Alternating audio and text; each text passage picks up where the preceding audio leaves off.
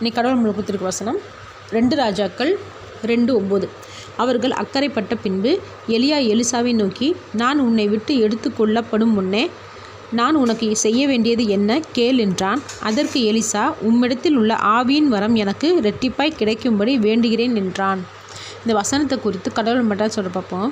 இங்கே கர்த்தர் எலியாவை பரலோகத்துக்கு எடுத்து செல்கிற நாள் அன்னைக்கு எப்படியாவது எலியாவுக்கு கொடுத்த வரத்தை காட்டிலும் அதிகமான வல்லமையுள்ள வரத்தை எலிசா பெற்றுக்கொள்ளணும்னு நினைக்கிறாரு. அப்போது எலியாவை எலிசா பின்தொடர்ந்து போகிறாரு. அப்போ எலியா, நீ ஏன் என்னைய பின்தொடர்ந்து வர, இங்கேயே இரு, தேவன் என்னைய எரிகோவுக்கு போக சொல்கிறாருன்னு சொல்கிறாரு. அப்போ எலிசா நான் போக மாட்டேன்னு சொல்லி மறுபடியும் அவரை பின்தொடர்ந்து போகிறாரு. அப்போ தீர்க்கதரிசிகளோட பிள்ளைகள், இன்றைக்கி உன்னுடைய எஜமானாகிய எலியாவை தேவன் எடுத்துக்கொள்ள போகிறாரு, உனக்கு தெரியுமான்னு சொல்லி கேட்குறாங்க. அதுக்கு எலிசா, எனக்கு தெரியும், நீங்கள் சும்மா இருங்கன்னு சொல்கிறாரு. இப்படியே எலிசா சொல்கிறாருன்னா அவருடைய குறிக்கோள் எப்படியாச்சும் வரங்களை அடையிறது. இப்படிப்பட்ட நேரத்தில் தன்னுடைய எஜமான் தன்னை விட்டு பிரிய போகிறாரு அப்படின்றதுல கவனம் செலுத்தினோம்னா குறிக்கோளுக்கு தடையாக இருக்கும். சோர்வு வரும், மனசு தைரியத்தை இழந்து போயிடும். அதனால தான் இப்படி சொன்னார்.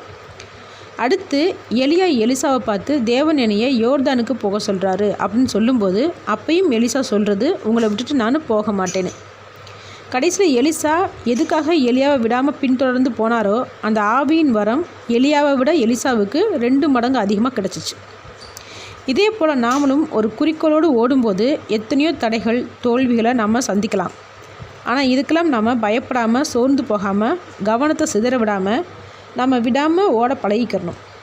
ஒரு நாள் கண்டிப்பாக நம்ம நினச்சி எதிர்பார்த்த குறிக்கோள் ரெட்டிப்பான ஆசீர்வாதத்தோடு நமக்கு கிடைக்கும்.